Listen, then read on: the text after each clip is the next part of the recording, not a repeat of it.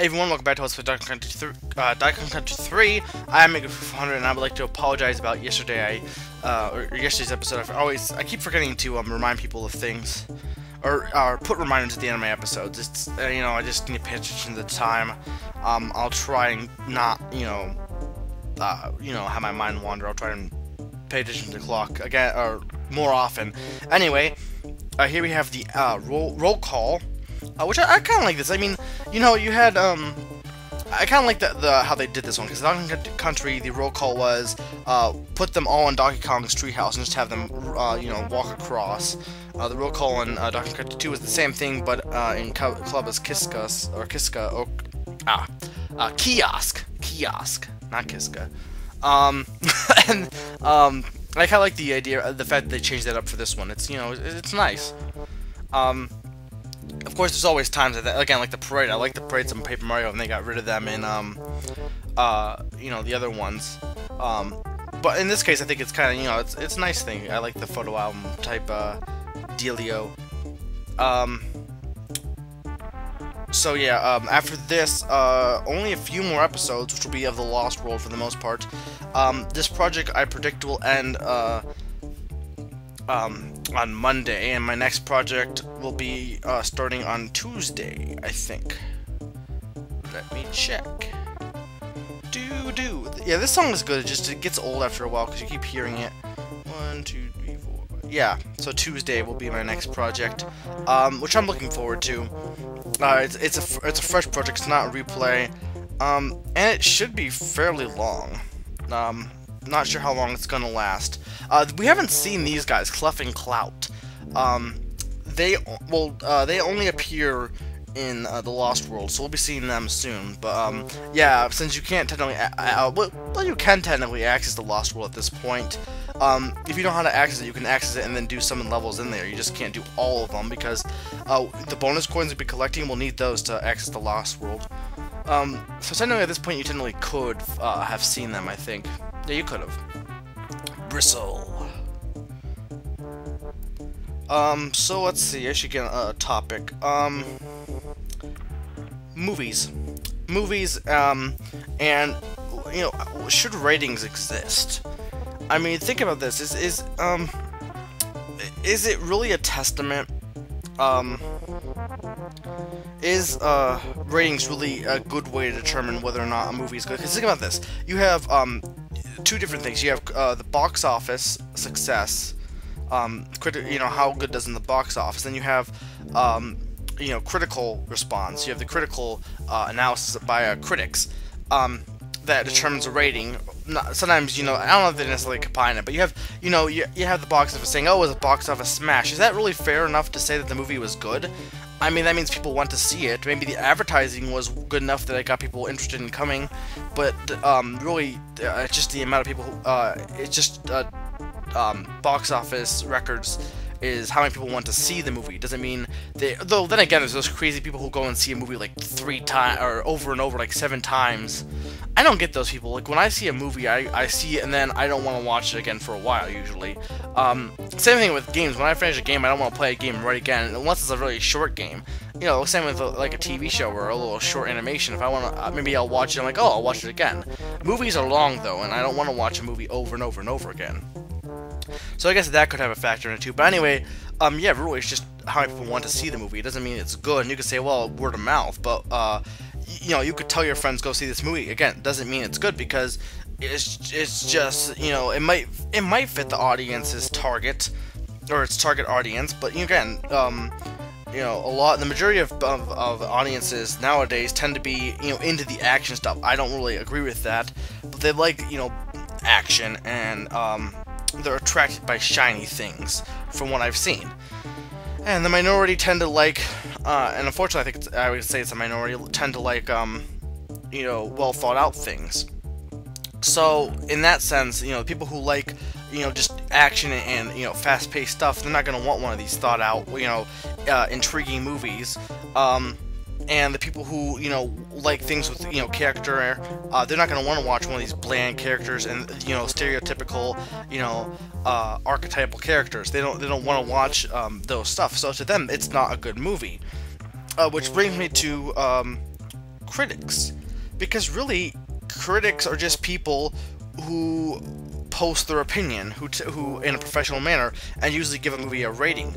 But, you know, again, a critic is just a person who is analyzing the movie. The difference is usually most critics tend to be of the minority group. You don't see many critics tending to be the people who are like, yes, action, action, action, at least the professional ones. There probably are some who go, action, action, action, yeah. And I'm not saying action movies are bad. I'm just saying, I'm talking about like the ones that I just say they're less creative. It just seems like you know, people are just, you know, if it's flashy, doesn't have any thought put into it, has a plot that's been used before, people are still going to enjoy it just because, you know, again, a plot was good once, it'll be good again, but it doesn't mean it's, you know, it's boring to an extent to me. If it entertains you, though, I guess the movie served its purpose, for you at least. But with critics, really, you know, should critics even exist to an extent? I mean, I'm a critic to an extent in some, you know, situation. Everyone's critical. Everyone's their own critic to things. And you know, really, sometimes you gotta step back and say, you know, they're offering up an opinion.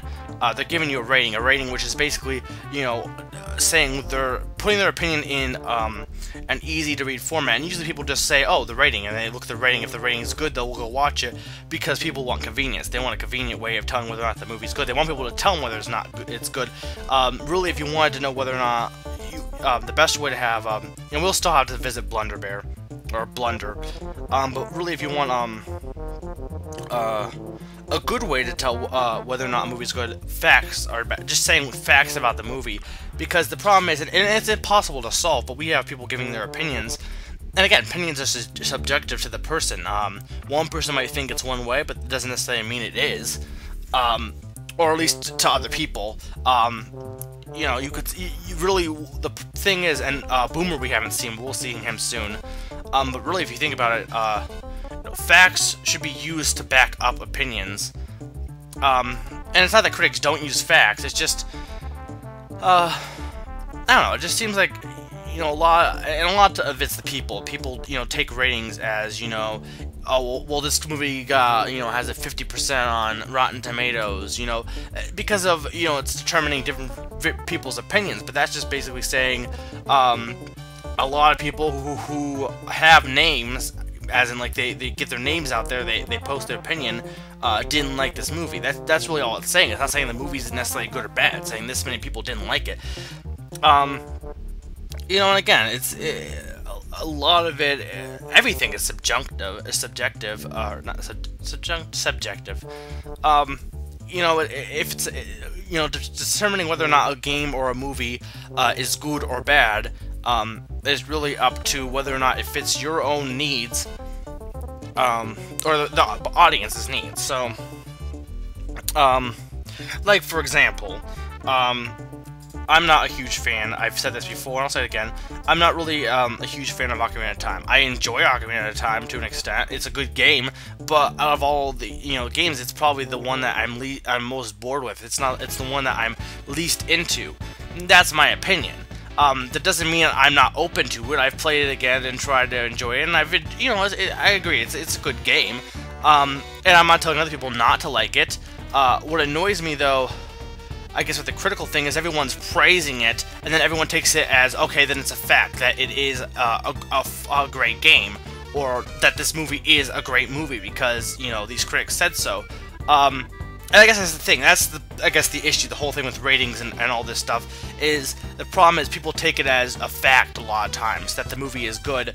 And, you know, it's obvious that it isn't, but, you know, sometimes we just, you know, accept the fact that it, you know, assume that, okay, well, all these people must like it, so that means it must be good. And in that case, we also tend to defend it more, because it's like, well, if we don't defend it, then we're going to be the minority. We don't want to be the minority because people want majority. It's the strength in numbers. You don't want to be the odd man out. You want to join the bandwagon.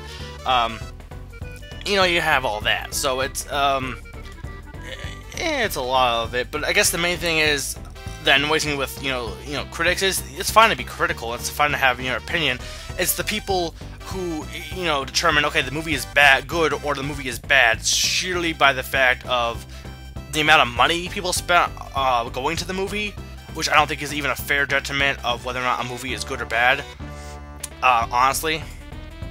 And critical opinion, and making it, almost taking it as factual information when it's not. It's pure opinion.